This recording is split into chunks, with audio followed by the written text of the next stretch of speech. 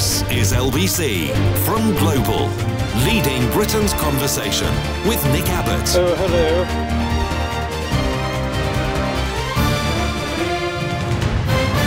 Well, let's get back to it. Snow is on the way next week. Snow? Oh, no. This week we've had heavy rain, winds, flood warnings. It's been like autumn out there. Meanwhile, just days after weather experts predicted that we will be getting a mild winter this year, experts predicted that we will be getting a very cold winter this year. Oh, fabulous. That actually happened. It's like practically the ink had not dried yet on the letter they sent out saying, oh, don't worry about a thing, it's going to be balmy out there. When the very same people said, no, hang on a minute, it's going to be bloomin' freezing. The Met Office has reported that some sleet and snow could fall in Scotland land next week. Meteorologist Annie said that while there may be some snow and sleet next week, it's not expected to be significant and would be mostly at higher altitudes. Mostly. Most of us will get sunshine tomorrow and heavy rain and blustery winds on Sunday. But longer range predictions are changeable, like the weather. Professor Paul, chief meteorologist out of the Met Office, said, November and December look more settled with high pressure likely to dominate our weather. We are likely to see a higher incidence of northerly airflows, increasing the potential for cold snaps with some threat of snow and ice. Cold polar air could hit Britain between November and January, which would lead to high energy demand during late autumn and through much of the winter, with the possibility of blackouts. But it's okay, because the government said there's nothing to worry about. We're in safe hands. Oh, we are doomed. The Met Office said that October weather patterns are likely to bring Atlantic weather systems across to the UK, which means wet and potentially windy weather, a great proportion of which will affect the north and the west. I bet it will. Checking for you while you wait.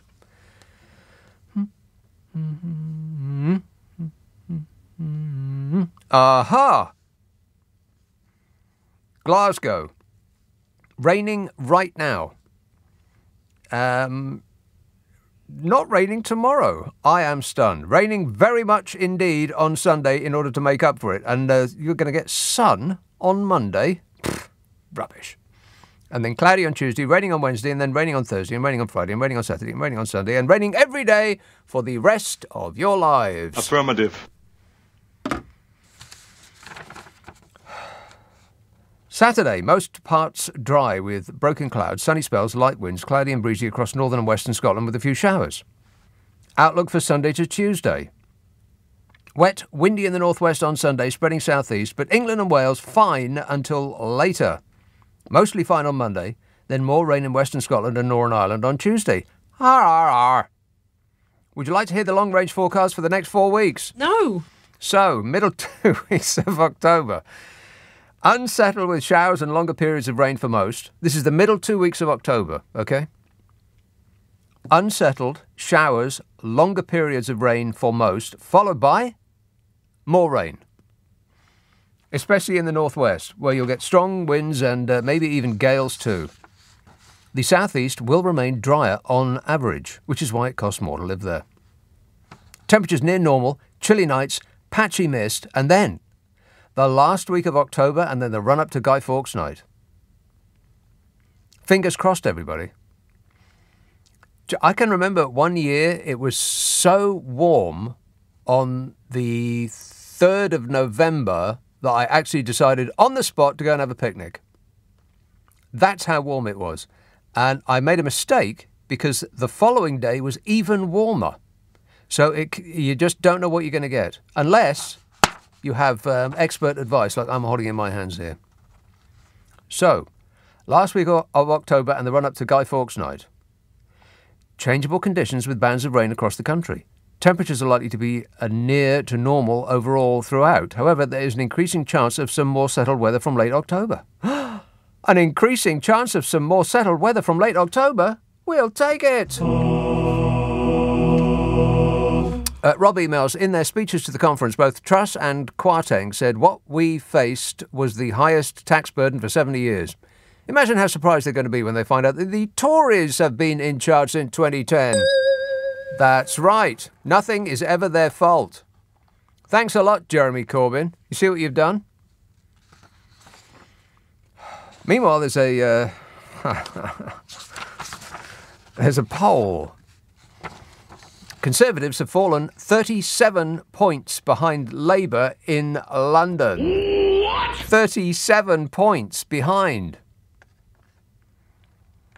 That suggests that every single Tory MP in London is going to get the sack at the next general election. All of them. Should we send them our thoughts and prayers? No. Survey says Labour on 59% in the capital, the Tories on 22% and the Lib Dems on 13%. Every single person in London is about to find themselves in receipt of a one-way ticket to Rwanda. This study is based on, and it's not a small amount. Normally these polls are about 1,000 people, some odd number, like about 1,104. Like that's what it normally is. But this is 6,000. 6,000 adults, as in grown-ups.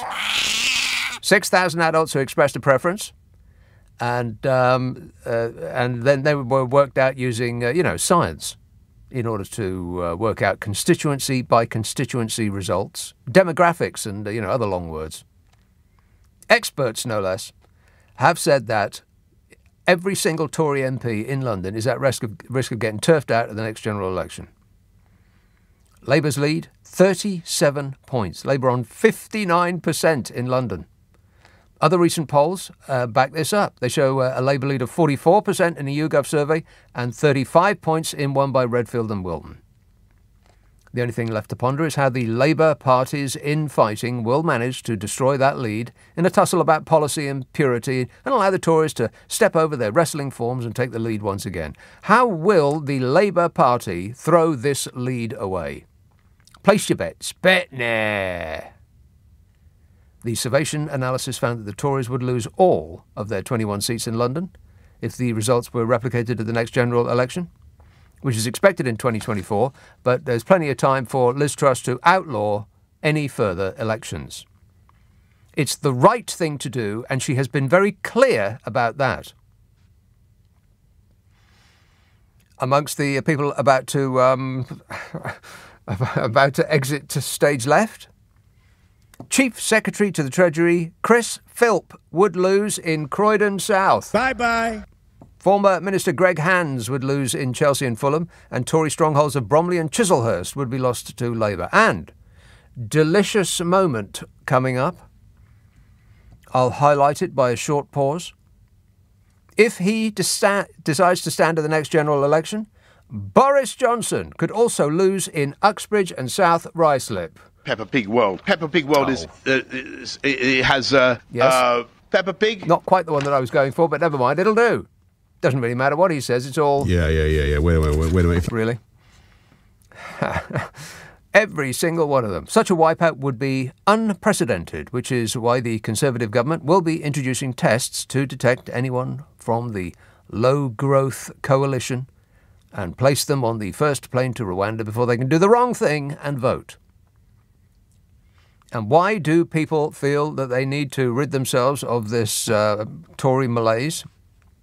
Well, 46% of people in London fear they won't be able to pay their rent or mortgage. 60% said they may not be able to pay their energy bills. 61% said they might have to cut back on essentials like, food. 31% are worried they might have to use a food bank.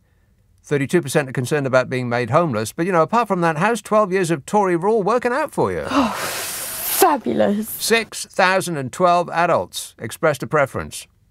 And they said that in London, the Conservatives have fallen 37 points behind Labour and overall 44 points behind nationwide in a YouGov survey, 35 points behind nationwide in a Redfield and Wilton survey. Or, as Liz Truss would say, we have never had it so good. Kirsty emails, please tell me that there is an Indian somewhere on its way, preferably before the clocks go back. The clocks are going back. No. Here's a easy win, Liz Truss, if you are actually interested in being popular, which at this point I seriously doubt. I seriously doubt it, but let's assume that, it is in your interests to do popular things. Just don't put the clocks back. This will have two benefits. One, there'll be more light in the time of day when people can actually do something with it. And two, we'll use less electricity. But as she seems determined not to tell us to use less electricity and gas, you have to wonder what her motivation is. Apart from propping up the massive unearned profits of the energy giants, apart from that, what is it that she wants to have us keep using so much energy for? What's the ideological reason behind not telling us, or advising us even, to use less energy? If they didn't put the clocks back, it would give us an extra hour of light in the evening when people can use it, rather than first thing in the morning when people can't. And we'd use less electricity, less lights, etc., and so on. A double win. I gift that to you as a present, Liz Truss. You're welcome. 0345 6. But she ain't going to do it. I mean, they never do they? I mean, over and over and over again. Every year this comes around, people think, oh God, no, not again. Here we go again. We get put inside for like 5 months, whatever it is. Painful. Oh well, never mind. It's just life. 0345 6060 973. Text 84850. Email nica@lbc.co.uk. And if you're on Twitter, it's @LBC. Friday, Saturday, Sunday night at 10. Nick Abbott, LBC. This is LBC with Nick Abbott. Call 0345 6060 973. Tweet @LBC. Text 84850. Okie dokie. 0345 6060 973. Banger, Godfrey. Yeah. Hello there. Hello there. Yeah. I'm there, yeah. I'm here, yes. Are you there? Yes. Is there anybody there? Just me. Hello? Is there anybody on the line? Just me. No, I don't think there's anybody on this line. Do you want me to press the green button or something? Yes, press the green button. Press, Hello? Press 1 if you want to talk to the on-air host. Press 2 if you have an opinion that the on-air host would agree with. Now press hash. Press 4 if you forgot to turn down your radio. Press 5 if you'd like to be put on hold. He'd like to be put on hold. Well, your wish is my command. Thank you, Godfrey. That was my favourite call ever. 0345 6060 973. Let's have... I'll come back to him in a minute. Oldbury. Hello, Ranjit. Hello, good evening. Yes, How sir. are you doing? Are you there? Hello? I'm here. I can hear you. You can hear me. Go on. Yeah. Okay. I want to talk about Liz Truss. I think she started to self-implode now. Yeah. She's attacked you. She's attacked me. She's attacked everybody. Now she's started to attack her own party. She's attacking even Smug. Yeah, I cannot believe that I'm actually on his side on any issue. There must be something wrong with me. It's now beyond a joke. Remember a couple of weeks ago I asked you which 3 people you thought had ruined this country? No, yeah, I don't remember that. And you said Farage, Johnson and Donald Trump, but you never got it in order. And you said if I got it in order, you get more points. Remember? Okay, anyway. I don't remember any of that, apart from the points part. If you get it in order, you get extra points. Extra points for getting it in order. Any fool know that. Yeah. She now, right, listen, she's attacking her own party as well. So what are we waiting for people in white coats to come after her and put a straitjacket on her? It's much worse than that. There was a little reported story that goes behind the facade of Liz Truss, and what it found there is just really quite astonishingly alarming.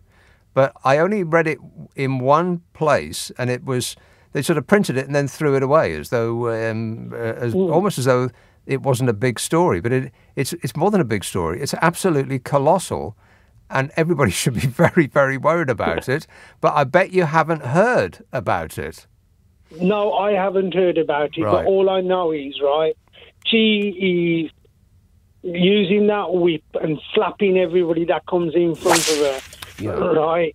And you know what? And all of them. And if you thought Priti Patel was bad, I did. Look at another one that comes. She's an even more worse person than her. Every single person that had a ministerial role under your, you know who. Yeah. Wait a minute. You thought it can't possibly get any worse than this, and then it did.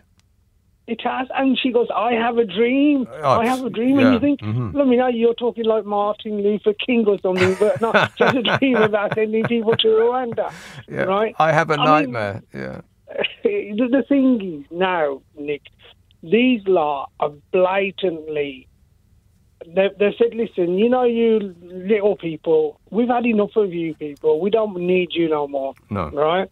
So they put us on the back burner. They've gone after the middle classes. Now she's going after her, and I can't believe, why are they still sucking up to her, right?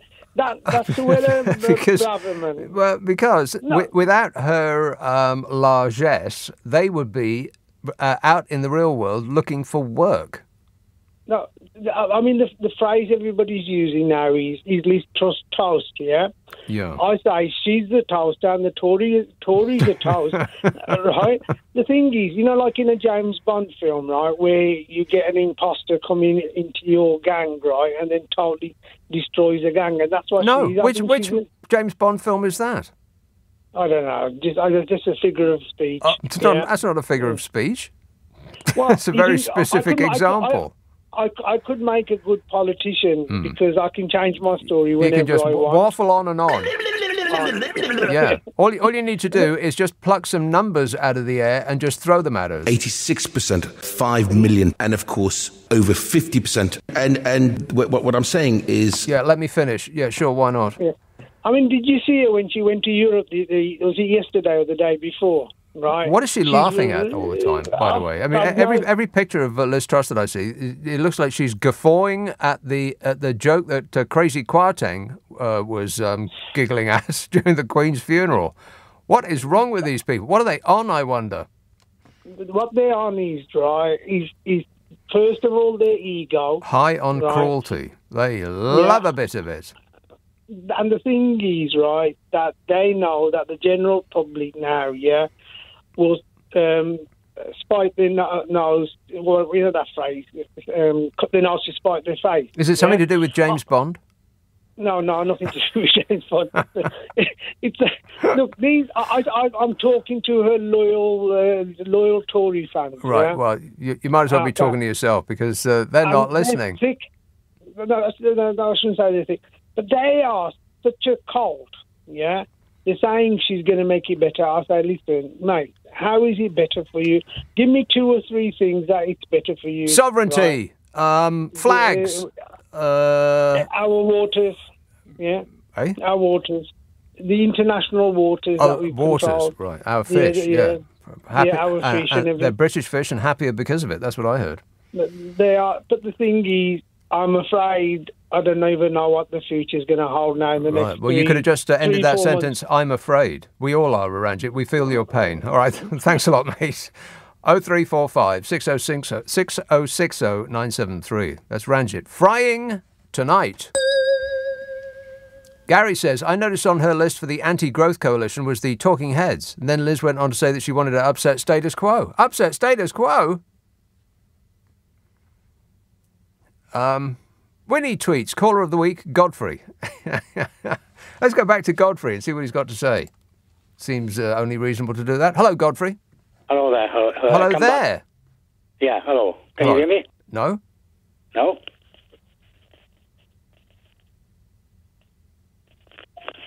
Can you hear me now? No. You can't hear me?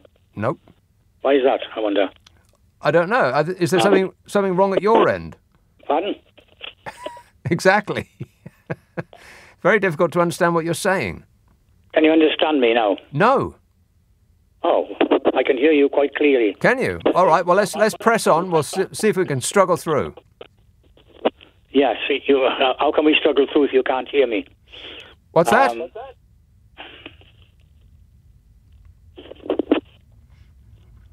There's a rustling on the line, Godfrey. Can you hear me now? Yes. Yes, I can hear you now. I don't know what it is you just did, but suddenly I can hear you. Well, I can hear you. Wow. Unfortunately, we've run out of time on this call. No, I'm kidding. Go ahead. Oh, shame. Your instructions told me to press hash, and I did, and that's what silenced it. Right. Anyway, Well, whoever gave you those instructions was an idiot. Yeah, okay. I won't say no more. So she's said from the start that she's a challenger. She challenges everything. She said she worked in the Treasury, and she thought their attitudes were old-fashioned, and she would challenge them. Yeah. And that's why we had no report from the Office for Budget Responsibility before the Chancellor made his announcement. She's obsessed with the fact that we mustn't be a mother state. And she's against people advising us about the way to behave. Even I've carried to the extremes. She would tell us we could drive on either side of the motorway and make up our own minds. Well, anything else would be nannying. Yeah. If perhaps telling us to drive on the left-hand side is nannying. And then she doesn't listen to facts about what causes the growth and what doesn't hinder growth. Putting up the corporation tax, a small amount has been shown in the past not to hinder growth, and so on. She just doesn't listen. She's headstrong, and she frightens me. Yeah, you, me, and everybody I know. Yeah, I don't think she's necessarily headstrong. I get the feeling that she's just a puppet for all of those, the Tufton Street Massive, all those shady organisations who get funding from who knows where, but we can guess, who are essentially telling her what to do. I don't know. Are you all right, Godfrey? Her father was left-wingish, you know? Yeah. And then she's had to challenge her father, so she's extreme right-wingish. She's just not in this world. I'm sorry. Compare her to Maggie Thatcher. I thought Maggie Thatcher was bad, but Liz Truss is worse. Well, again, just when you think it couldn't possibly get any worse than that, it suddenly does. Yeah. Great hairstyle, though, Lizzie. You're very, very convincing as a, I wonder what tribute, where we go now. A tribute act. Yeah. Yeah. Okay, Godfrey. It's been what? The only good thing I see about her is with this energy help. You know, she's done it for 2 years rather than 6 months. Is that a good thing or a bad thing? It's a bad thing, Godfrey. Look behind the curtain. She isn't giving us a handout. She is making us borrow money that we have to pay back probably for the rest of our lives, just so that we don't have to cut the profits of the profiteering energy giants. Other countries, led by proper people, are doing just that. They are cutting the profits of the energy giants because it is essentially profiteering in time of war. And they are having their wings clipped just a bit, just a tiny bit. They won't even notice the billions, hundreds of billions of pounds of profits that they make. But Liz Truss seems bizarrely on the side of them as opposed to on the side of us. Weird. All right, thanks a lot, Godfrey. Well done, that man. 0345 6060 973. Text 84850. Email nick@lbc.co.uk. And if you're on Twitter, it's at LBC. Friday, Saturday, Sunday night at 10. Nick Abbott, LBC. Nick Abbott on LBC. Call 0345 6060 973. Some nobody. Janet texts, what is the story about Liz Truss that you read? Well, wait a minute, Janet. I'll get to that in a minute, but it's much, much worse than you could possibly imagine. I mean, if this country was a bus, then it would be it's not so much that the driver doesn't know the route yet; it doesn't know how to drive a bus. Hey, Bodge. That's right. Gary texts, I noticed that on her list for the Anti-Growth Coalition was read that already. You know, the thing about status quo. Rock and roll! Marble Arch. Hello, Adam. Hey, how are you? Good, thanks. Good. Just 2 quick points. Couple of 3 points. I wanted to ask if you and your deputy leader, James O'Brien, will be running for leader of the Anti-Growth Coalition, because I really want to print off some Che Guevara-esque T-shirts that me and my student friends could wear when you guys run for the Anti-Growth Coalition. I'm just wondering what your manifesto would be. You would look fantastic in a Che Guevara-esque T-shirt, Adam. You don't mind me saying so? I do, yeah. Well, no, I when I heard it this week, I just instantly thought, well, it's like they're trying to create memes and sound bites for you to cut up and put on your show. They're just literally giving you material. When she kept saying it, I thought, you know when like people try and come up with a slang word and hope that it catches on?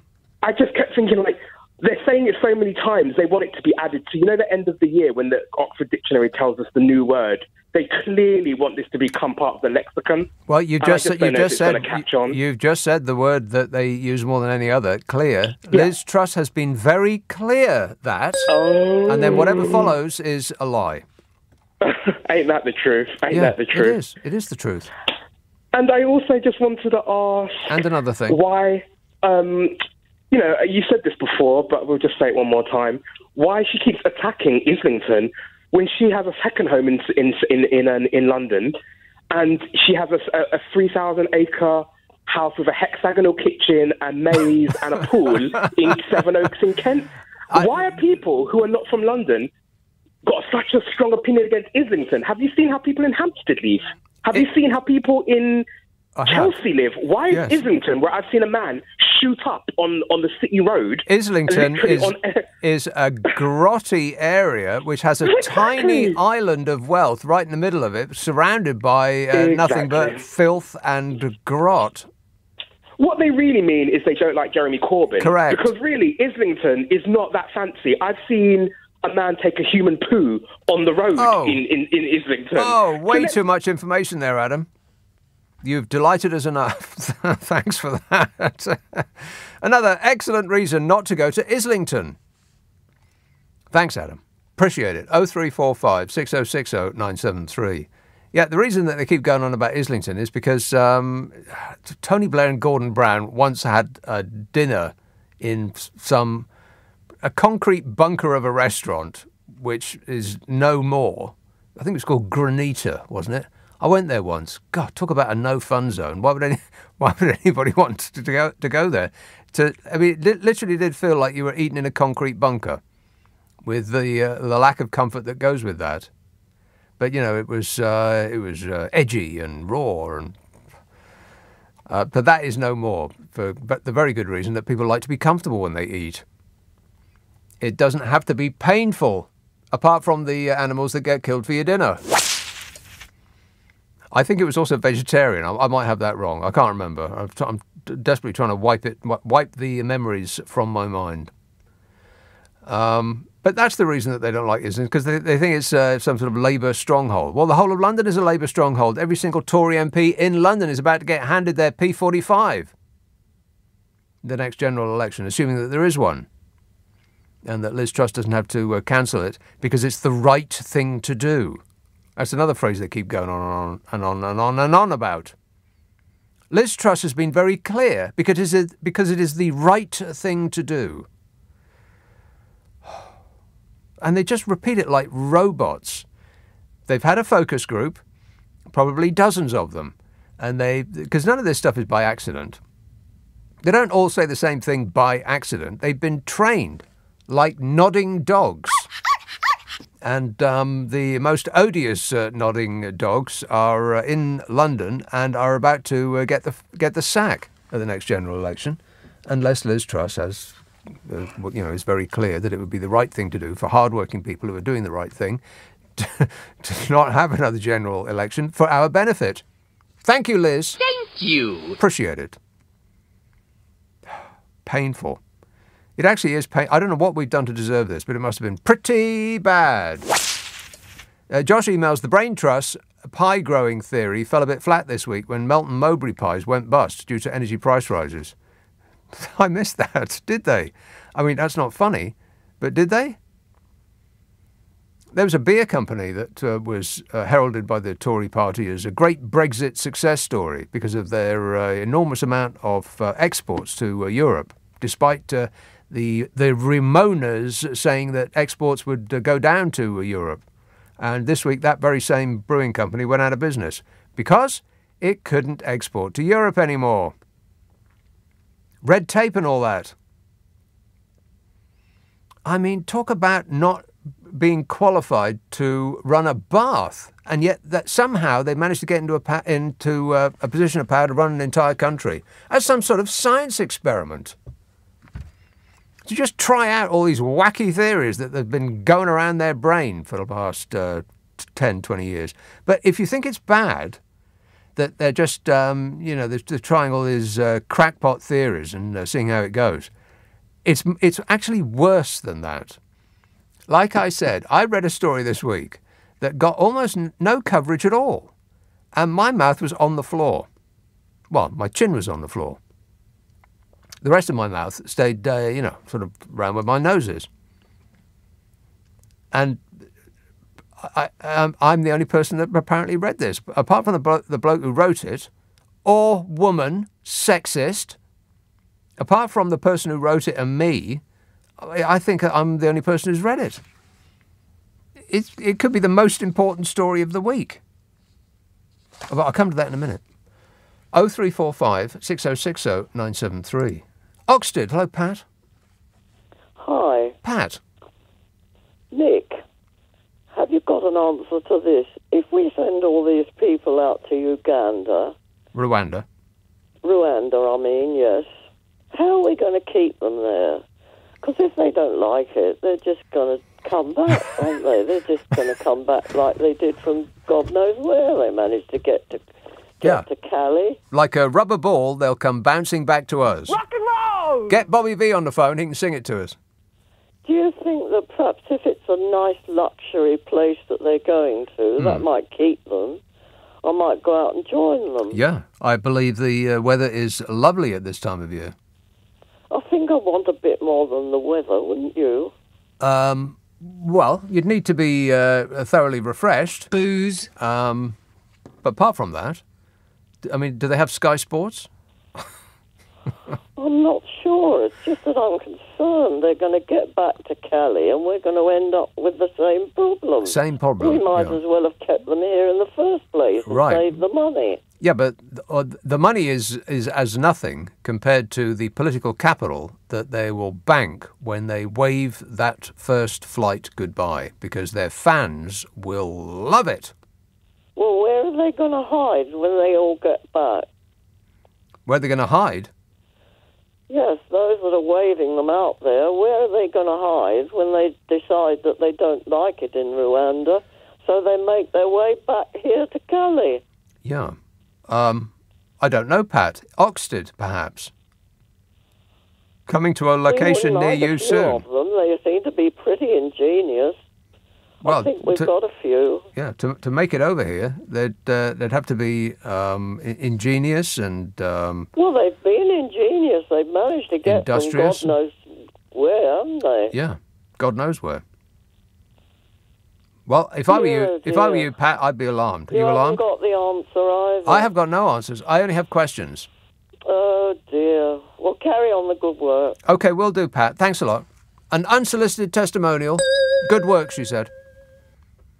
Matt texts, the beer company is called Old Dairy, local to me in Tenterden.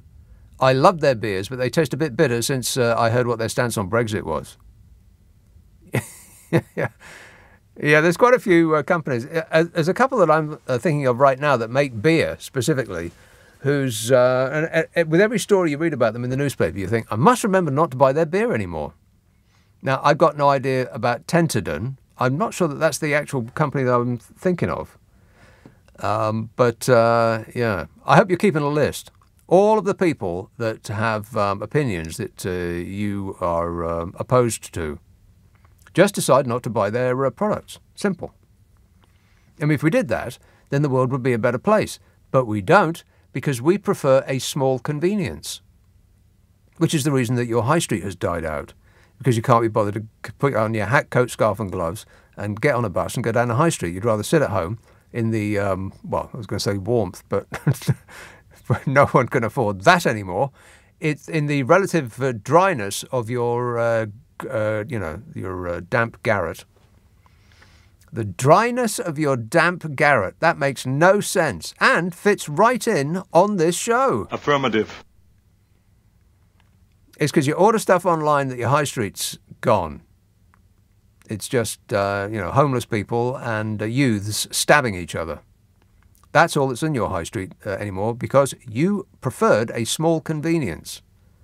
Which is not very convenient at all, really, is it? Because if you've got something being delivered to your home, then you don't have that day to yourself anymore. You have to stay in until it gets delivered. And it could be whenever. Which is ridiculous, isn't it? I was talking to Carol McGiffin about that. Yeah. And we had a long conversation in which we guffawed like seals. Because we do a podcast, you know. It's called What's Your Problem with Nick and Carol? In which Carol McGiffin and I, who is a delight, try to solve people's problems while laughing our faces off. It is the hour in the week that I laugh the most. I can't think of anything else, not even a comedy show that I watch on TV that makes me laugh as much as she does. It's called What's Your Problem with Nick and Carol? It is a podcast that comes out on Monday. I'm guessing there's about 130 episodes up there at the moment. Amazing that we've managed to just pull 130 out of our ears. But we have. I think you'll love it. If you wish to be amused and you have a spare hour in the week, then try it. What's Your Problem with Nick and Carol? This is LBC with Nick Abbott. Call 0345 6060 973. Tweet at LBC. Text 84850. Are you trying to tell me that this is your act? Sadly, yes. Ranjit texts, regarding Brexit, Wetherspoons are shutting pubs left, right and centre. The owner was a massive fan of Brexit, yes. Thoughts and prayers for Tim Martin. Bruce emails, thank you. Thanks to you and Godfrey, I now know how to get rid of unwanted callers. It's apparently press 1, followed by 2, then 3 and 5, and then the hash key, and the phone will go dead. Useful information, so many thanks. And Tom says, the National Grid said blackouts this winter are unlikely. So I've got a generator being delivered and installed in a few weeks' time, ready for when the blackouts happen. Yes, Tom, good idea, but what does the generator run on? Senior Conservative MPs have urged Liz Truss to launch a public information campaign to encourage people to reduce their energy use after Number 10 blocked the idea over fears it would seem like the actions of a nanny state. You've got to be kidding me. She's telling you when you can protest, when you can strike, and when you can complain about this country. Nanny state. Ian Middle Name Smith, a former cabinet minister and supporter of Liz Truss, was one of several MPs suggesting that the government was wrong to rule out a campaign after warnings from the National Grid of potential blackouts this winter. Ministers had discussed a potential campaign with National Grid and energy suppliers. Jacob Smug, the business secretary, reportedly signed off on a £15 million campaign, but this was later blocked by Downing Street. Duncan Smith told The Guardian that a campaign should be launched. He said, I think it's better than doing nothing. Maybe the Tories missed a trick there. They were a conference. That should have been the slogan of the conference. It's better than doing nothing. Yes? No. Duncan Smith said, a pamphlet delivered to every door would work. The government should pick up the cost, but it should include experts, independent of the government and the energy companies, giving advice on how to minimise your energy use and the financial support available with lists of websites and telephone numbers. Well, that makes sense. He said people have got used to low interest rates and energy costs. You notice people walking around at home in T-shirts, even in winter, when in the past you always used to put sweaters on. He said the truth is there's been a whole generational shift about what people think about how they ought to use energy. Now, energy is a big part of their budget, and understanding how to reduce that cost without damaging our lives would be quite helpful. Yeah, that's right. Who walks around in the winter in a T-shirt? I mean, apart from people from Newcastle outside. I put 2 jumpers on. I walk around like the Michelin Man. I've got woolen undercranks and a woolen jersey on top, and then a thicker woolen jersey on top of that, and then fleece on top of that. I can barely move. He said, Duncan Smith said, my instinct is that quite a lot of people are quite ignorant about how to manage this, and it is therefore helpful for them to understand and change their lives dramatically. I can't believe I'm about to say this, but I agree with Ian Duncan Smith. What? Truss's refusal to launch a public information campaign was confirmed by Graham Stewart, the climate change minister, who told Sky News, "We are not a nanny state government." Yes, you are. You are a nanny state government. If the nanny was Nurse Ratched out of One Flew Over the Cuckoo's Nest. If the nanny was that mad fan at the film Misery. I can't think of a more recent analogy. I mean, if the nanny was Wicked Witch of the West. Now that's going even further back in time. Worst nanny ever.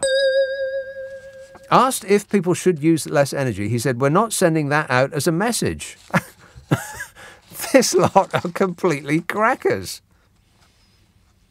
Using less energy is about the only sensible thing that any of us can do right now. And we can do it individually. We don't have to wait for the government to do it. We can do it. I mean, even if Vlad the Insaner had never invaded Ukraine, it would still be a good idea. But not if you're running a fossil fuel company, which are the people that Liz Truss really does want to protect. A government source describing the campaign as a no-brainer said that Number 10 had made a stupid decision, but said that Truss is said to be ideologically opposed to such a pamphlet post out. Liz Truss is a no-brainer. Hands in the air who agree. Now those that do not agree.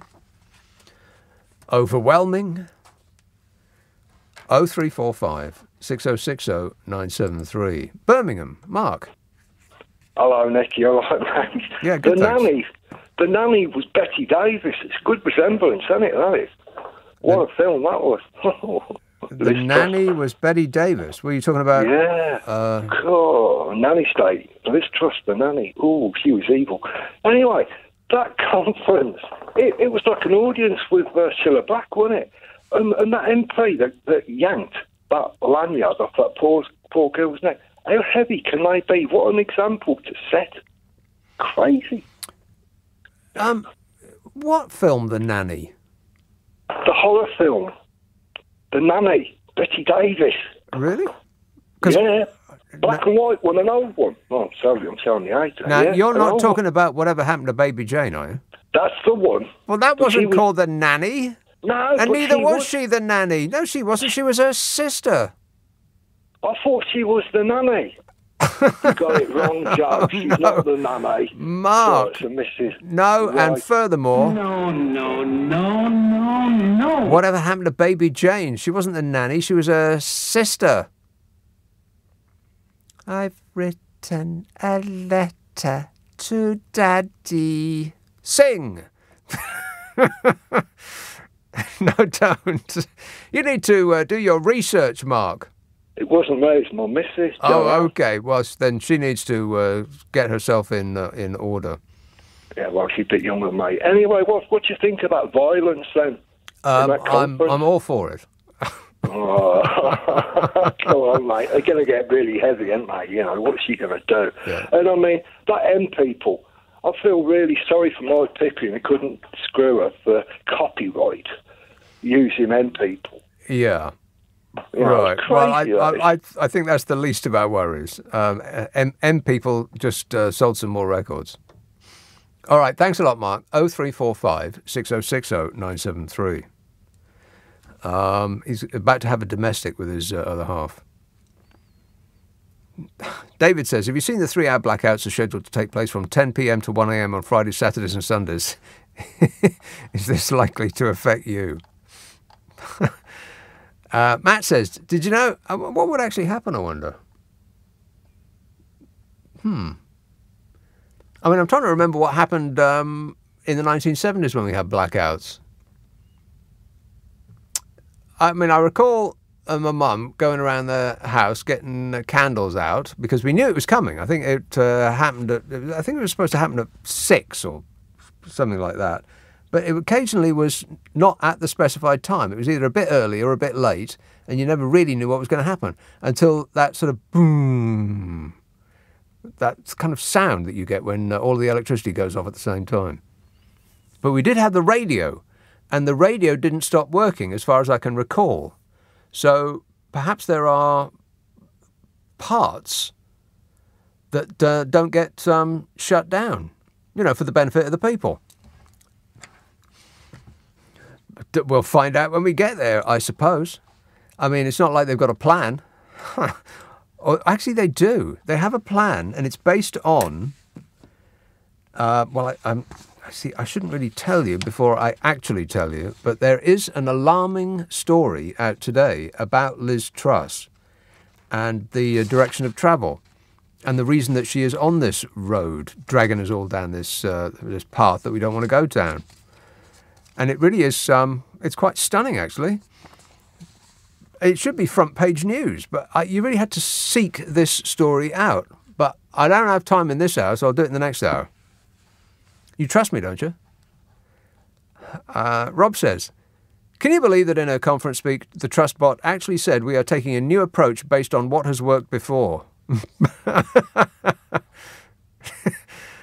A new approach based on what has worked before. That makes sense, no? No. Mick says, when it's time to turn the clock, when it's time to turn the clocks back, can we switch it back far enough so that we're pre-Truss and kamikaze Curtin? And Daryl says, Maggie Mini-Me, Maggie Mini-Me is not for turning, except for when she is. But credit where it's due. At least she was being honest when she said she wouldn't hit the ground. It's just a shame that she missed out the bit about taking the rest of us down with her. That she would hit the ground. I have something in my eye, and it's making me read strangely. That's my excuse. And if it's not that, then it's probably Jeremy Corbyn's fault. You see what you've done, Jeremy Corbyn? You've ruined this show. 0345 6060 973. Text 84850. Email nick@lbc.co.uk. If you're on Twitter, it's @LBC. Friday, Saturday, Sunday night at 10. Nick Abbot, LBC.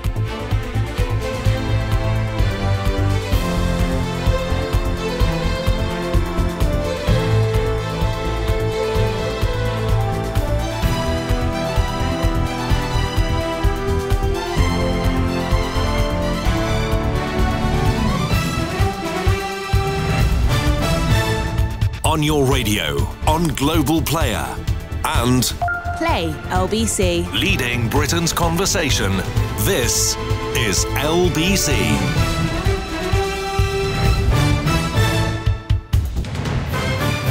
This is LBC from Global. Leading Britain's conversation with Nick Abbot.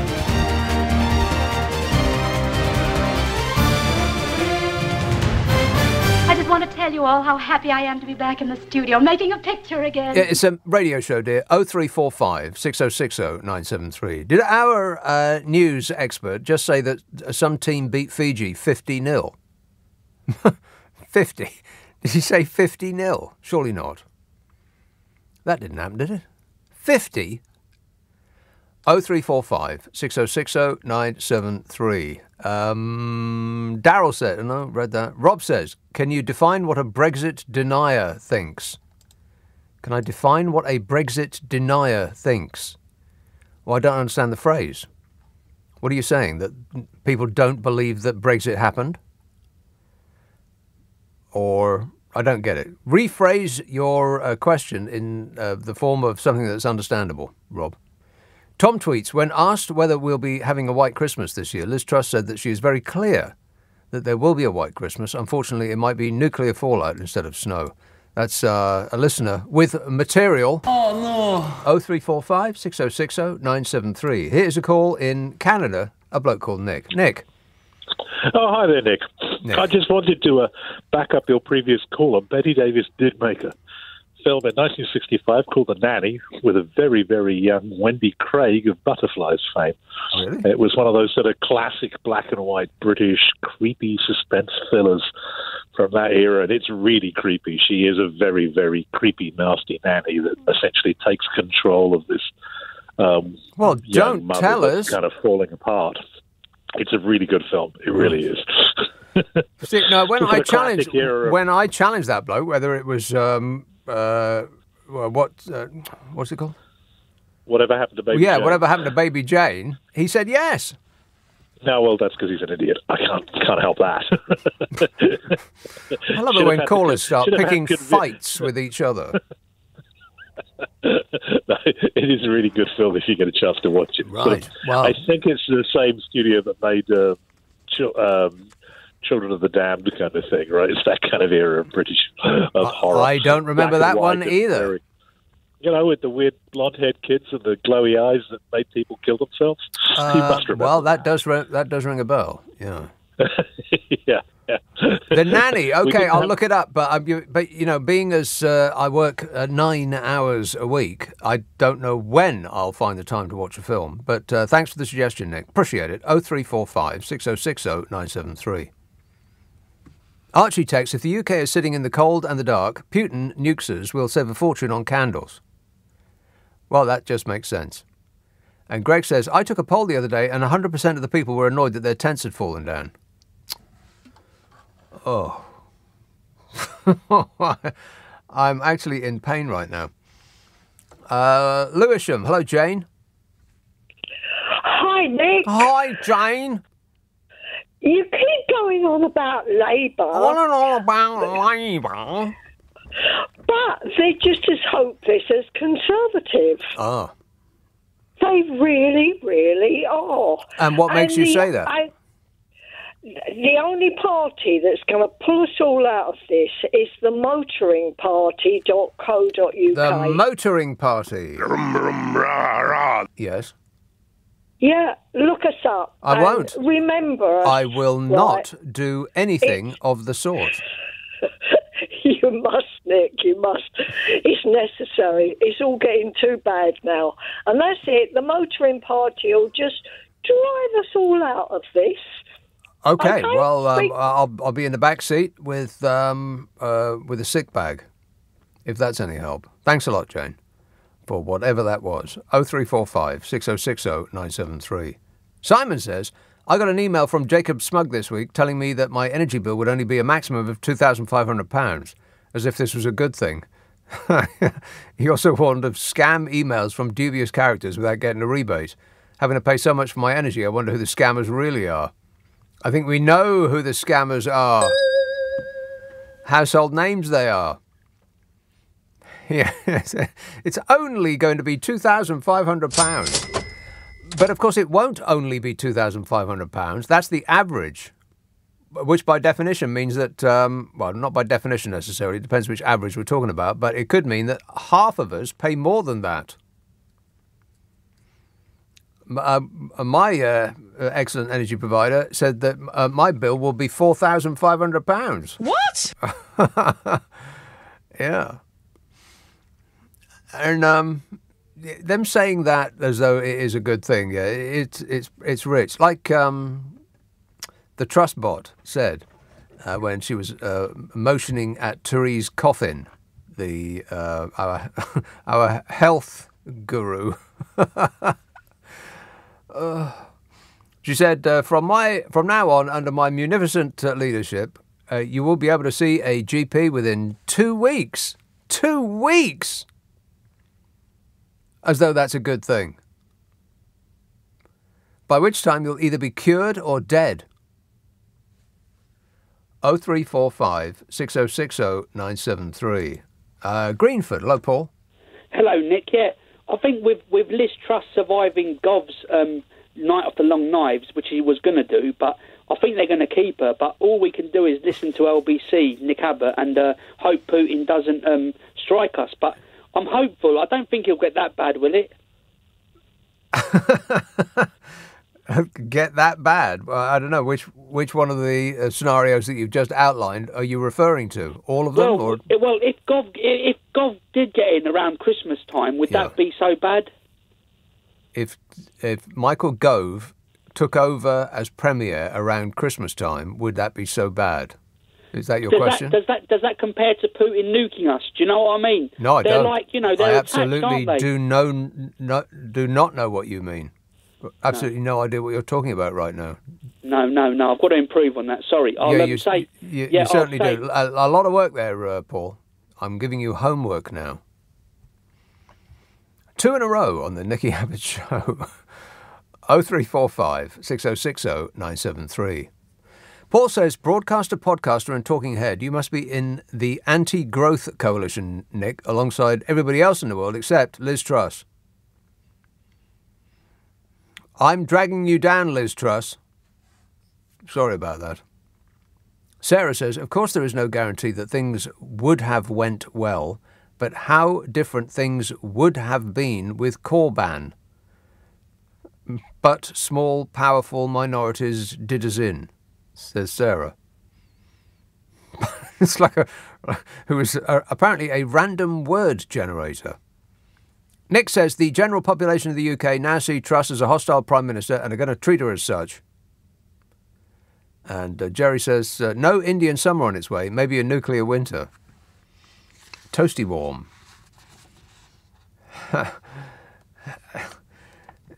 Of the easy wins, don't let me forget to tell you about the alarming thing that I read about Liz Truss, because it really is. I am stunned.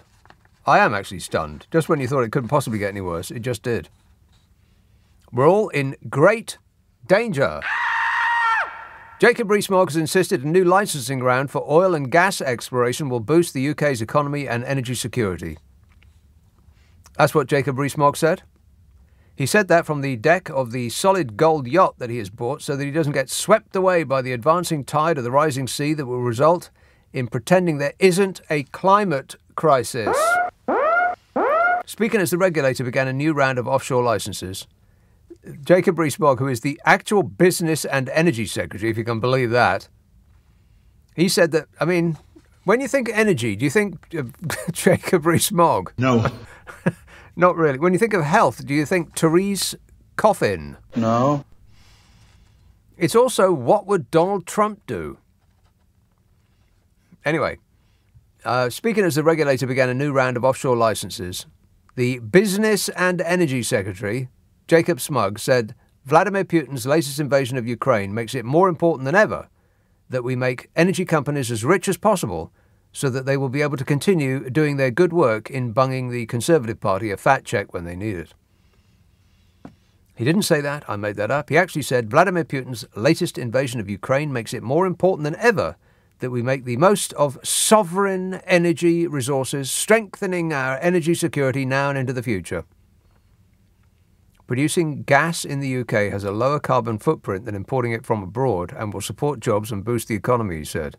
If only the Tory party had been in power for the past 12 years, they might have been able to do something about strengthening our energy security by now. But unfortunately, we have been run by the communistical Labour Party under the disastrous premiership of Jeremy Corbyn these past 12 years, which is why the country is in the state that it's in. Thanks a lot, Jeremy Corbyn. You see what you've done? No! Licences are being made available for sectors of the North Sea known as blocks, with the North Sea Transition Authority estimating over 100 may be granted.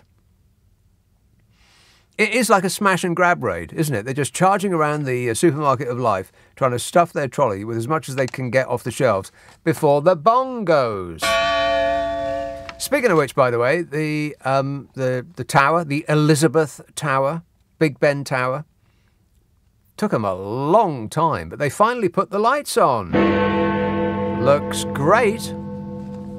Because before today, I don't know at what point they did it this week, might have been today itself, the light at the back of Big Ben, when they've been illuminating it after dark, it looked like a workman had just left his torch on. Terrible. Embarrassingly bad. And I thought, that can't be it. They cleaned up the outside and it looks terrific. But they're not going to just leave it like that. It looks like a kid's nightlight behind the clock faces. But no. Oh, it looks marvellous. These great glowing orbs in the sky. Terrific. Anyway, I've tweeted out a picture of it. You can go and look at it briefly on Twitter, and if you look at anything briefly on Twitter, 3 hours later, you'll still be on there. Biggest waste of time ever. Anyway, licenses are being made available for 100 blocks, these sectors of the North Sea, to get oil and gas out the ground. The decision defies warnings from the world's leading energy organisation, the International Energy Agency, that no new fossil fuel project is compatible with efforts to curb global heating, which is driven primarily by burning fossil fuels. But the government doesn't appear remotely interested in that, because that's in the future. They're only interested in what they can make money of now, in this moment. To hell with the future. Nobody cares about the future. Phil Evans, energy transition campaigner for Greenpeace, said yet again this government's energy policy benefits fossil fuel companies and no one else.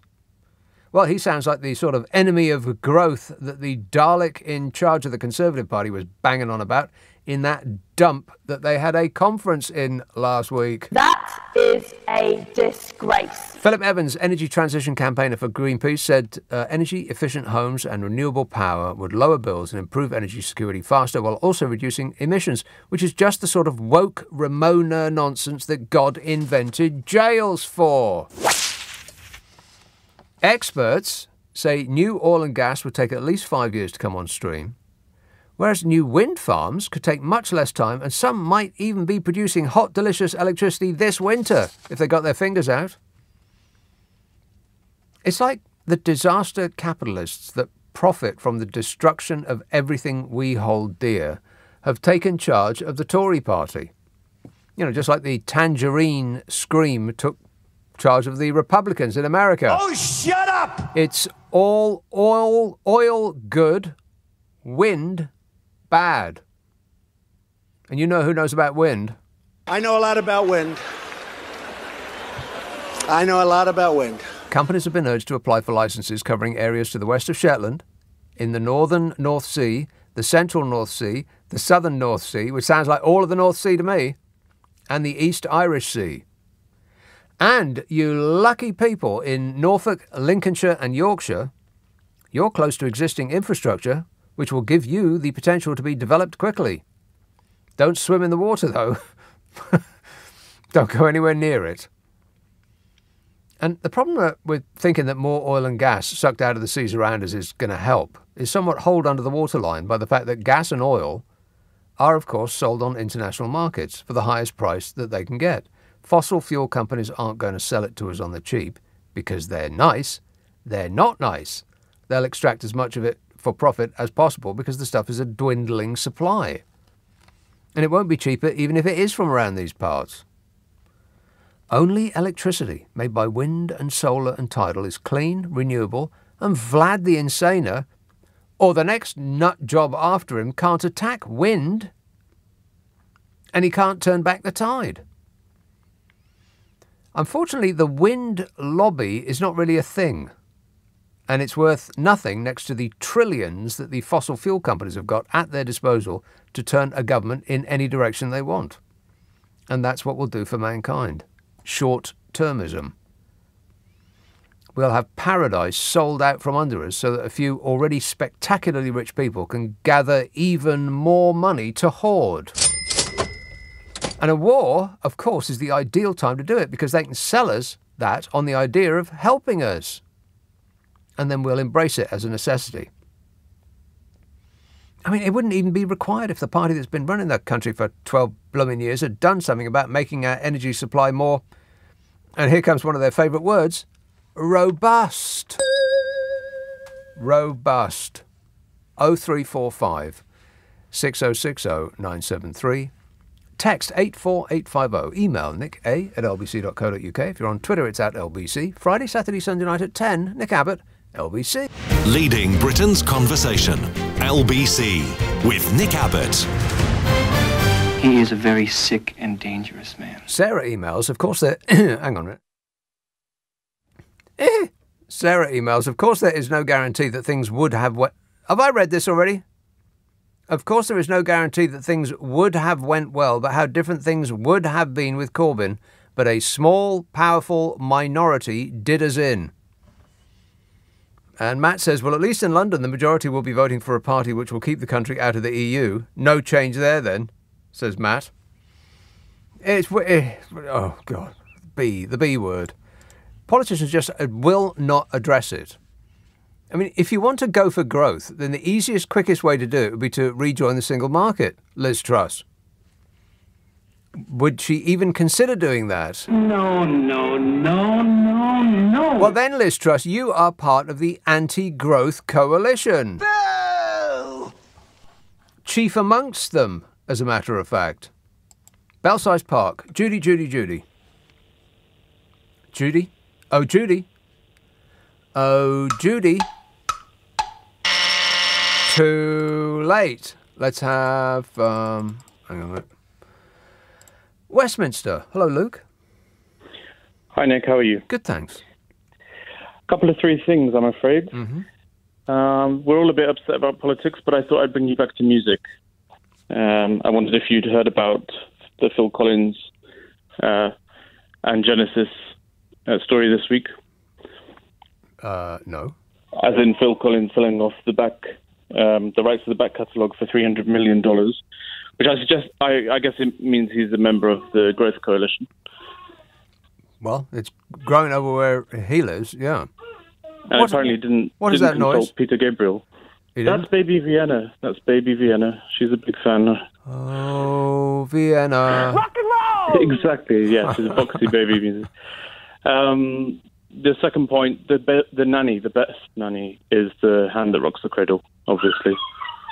Wow, what a noise. And we are in the cradle in more ways than one. Right.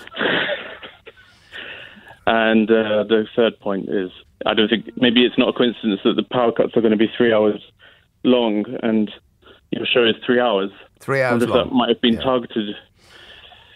Targeted specifically at me, yeah. Exactly, 10 o'clock Friday and Saturday. And Sunday. Don't forget Sunday. Yeah, of course. Yeah, well, yeah. Right, okay. Okay, good work there, Luke. Keep thinking. 0345 6060 973.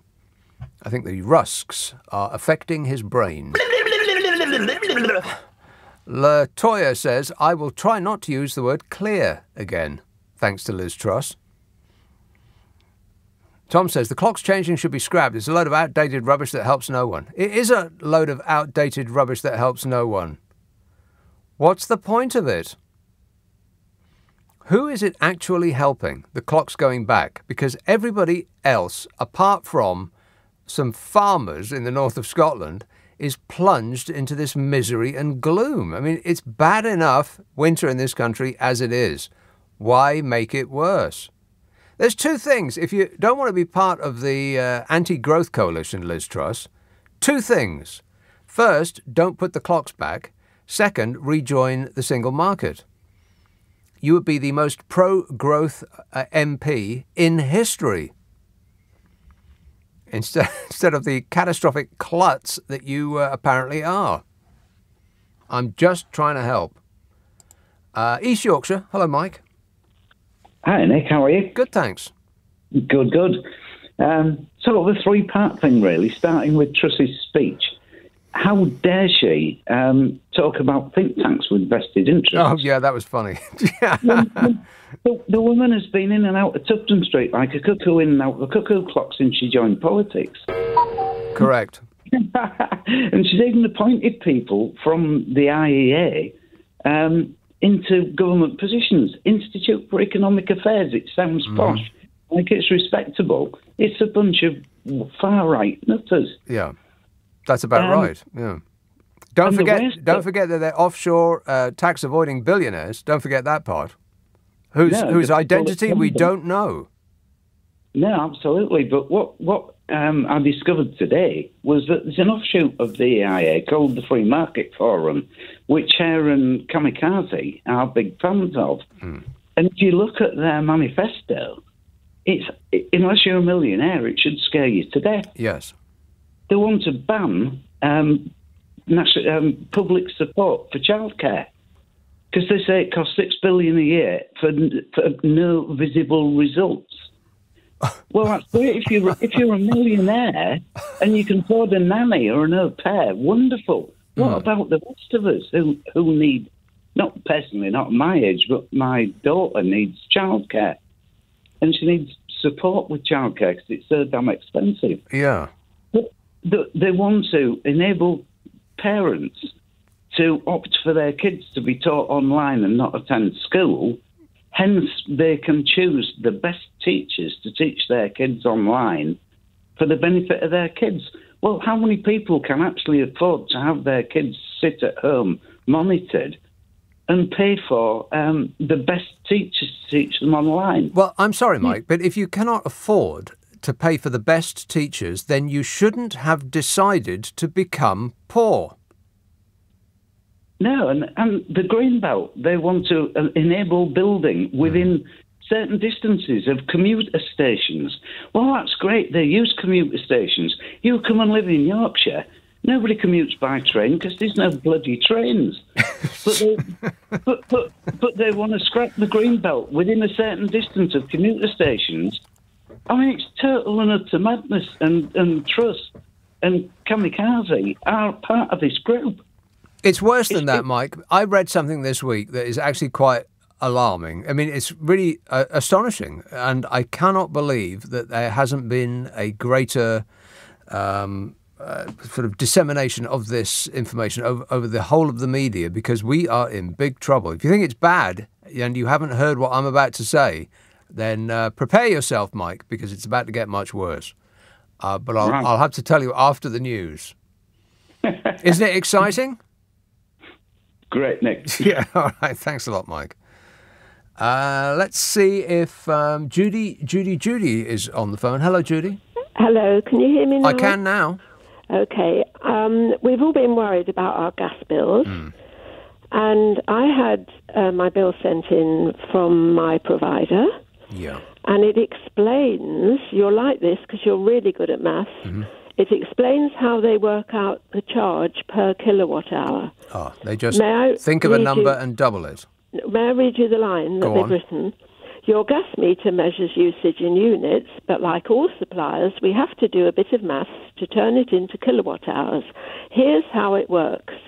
Gas units used multiplied by 2.83 multiplied by calorific value 39.3 multiplied by volume correction 1.02264 divided by 3.6. It's as simple as that. I wanted you to check and make sure that I'm paying the right amount. Well, let's ask an expert. And two, 6 million. Is it 6 million? No, not quite. Not quite, no. It will be. It will be. But have you ever noticed this is written on the gas bill? It explains it to you. Oh, that's them explaining it, is it? Yes. So I just thought I'd point it out to you because you usually let us have the benefit of your deep knowledge of mathematics. Yes. Well, it's my gift to you, Judy. You're welcome. I've got to go, but thanks a lot. Cheers, my dear. 0345 6060 973. Text 84850. Email nica@lbc.co.uk. If you're on Twitter, it's @LBC. This is LBC with Nick Abbott. Call 0345 6060 973. Tweet @LBC. Text 84850. Everything is going extremely well. You bet your life it is. 0345 6060 973. Sam says, if you're in the low growth coalition, just take the blue pill. Sam, I'm going to take the red pill and the blue pill. I'm going to shake them up, take them together and see what happens. Mark says, yeah, I know who I'm voting for at the next election. Can't wait for Labour to wave their magic wand to solve all the country's problems, like they always did when they were in power. Be careful what you wish for, people, says Mark, who's engaging in whataboutery.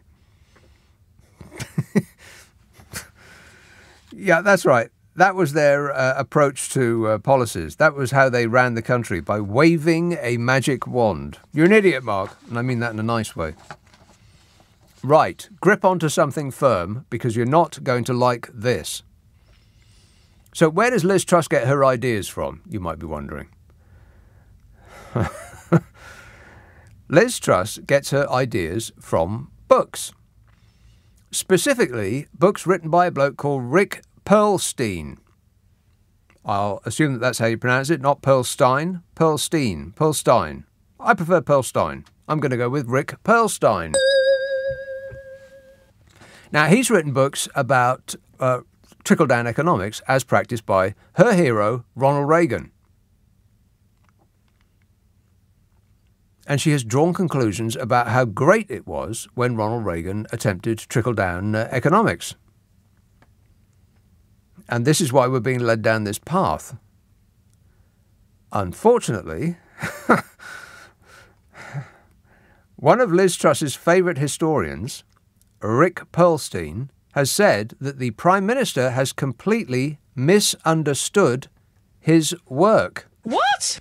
Rick Perlstein, who has written books on the American presidents Richard Nixon and Ronald Reagan, said that Liz Truss's misreading of his analysis is, quotes, mind-blowing. Yowza. Many comparisons have been drawn between the new Prime Minister's economic policies and the Reaganomics strategy pursued by the President in the late 1980s, which has been critiqued by Perlstein, who specialises in US conservatism of the late 20th century. Last year, when she was Foreign Secretary, the Truss bot told The Times that she, quotes, read anything by Perlstein, but the historian told the Times that he is flabbergasted by the conclusion that she has drawn. He says, I feel terribly, terribly guilty. I did my best to explain that the ideas she's proposing were terrible for the United States. He said of the strategy, if another country that did not have America's advantages of having the reserve currency of the world would adapt it, it would be, in many ways, 10 times worse. Perlstein said that the rise of Truss had been a weird experience for him, after he was told in August that her remark in the interview last year was being used to bolster her leadership credentials and to suggest that she understood what Reagan understood. Perlstein is in fact an outspoken critic of the former Republican president. He said, the idea that someone will come up across the account that I offer of the cynicism, intellectual vacuity, and just basic emptiness of the promises that were made by Ronald Reagan in this regard and say, jolly good, this is what I'm going to try for England, is kind of mind-blowing, he said. Perlstein, a New York Times bestselling author who's often appeared on books of the year lists across the US, said Reagan tried to bamboozle the public, adding he basically created this fantasy about how to create a prosperous and dynamic society, one of the tenets of which was this fantasy about lowering taxes on the rich, creating prosperity for everyone. Oh my God. We're being led by a crazy person that thinks that when an historian says policies were guilty of cynicism, intellectual vacuity, and basic emptiness, she thinks that's a good thing. Maybe she read the books upside down. Maybe she didn't read historian Rick Perlstein and actually listened to Rick Parfitt out of Status Quo. You know, whatever you want, whatever you need. You can't have because that would be a handout. Rock and roll! We're being led by a woman who says her guiding light is an historian who had to intervene to tell her that she doesn't understand his books. He should have included more pictures. Can someone turn Liz Truss off and on again? See if that works. What a way to run a country, eh? Dreadful. 0345 6060 973. Shouldn't that be on the front page of every newspaper? Liz Truss based her ideas on where to take this country on a book she doesn't understand. South Woodford, Duncan. Oh, yeah. Hi, Nick. Duncan. Well, hopefully I'm going to make a robust point. Based on what you've just said... Robust? Warning! Based on what you've just said, we were led by a nutter who tried to do as little as possible. We're now led by a nutter who tries to do as much as possible. Yeah. So you decide which one's worse. Well... at least the other guy was funny every now and again. Yeah. Wait a minute. I mean, if you could just ignore the dissemination of misinformation and the laziness and the entitled arrogance and all of that, if you could ignore everything about him, he was amusing occasionally. And on my bucket list was to have a pint with him because that's what everybody wanted to do down the pub. So I was going to make a point about energy, if that's okay, Nick. Is that all right? Well, I'm not sure what your definition is of everybody. I don't think everybody wanted to have a pint with Boris Johnson down the pub. That's what the media said. Particularly as you would be the one paying, because he would have left his wallet in his other pants. That's true, and he probably would have slept around as well because he has nowhere else to sleep and no house that he actually owns. Oh, I see. In that way, slept around, right? Okay. Okay, so is it right to make a point about energy? Sure, why not? Because I've only got, it's so much Friday energy night. left in your life. Yeah, I know. Yeah. Also, Mike is very good value, that guy that calls in almost every day. I just wanted to say that. He's very good, probably still listening. Yeah. So on Question Time this week, a lady said, aren't we an average household? Our energy bill is £4,300 a year. And they're saying they're going to cap, it's 2,500 is the average household. And I just, like averages are dangerous. And I can't believe that it doesn't seem anywhere people are discussing the absolute obvious, which is that obviously it should be an average depending on how many people are in the household. Yeah. And according to the ONS, there are anything from 25 to 36% of the country is a one-person household in the UK, from London to Scotland. So let's call it 30%. Okay. 3 in 10. So 3 in 10 households are one-person households. Well, isn't that going to kind of drag down the average cost? Plus, 1% of UK households are actually unoccupied because they're just people's second homes or whatever. And so they're going to be on virtually zero electricity, just standard ticking over.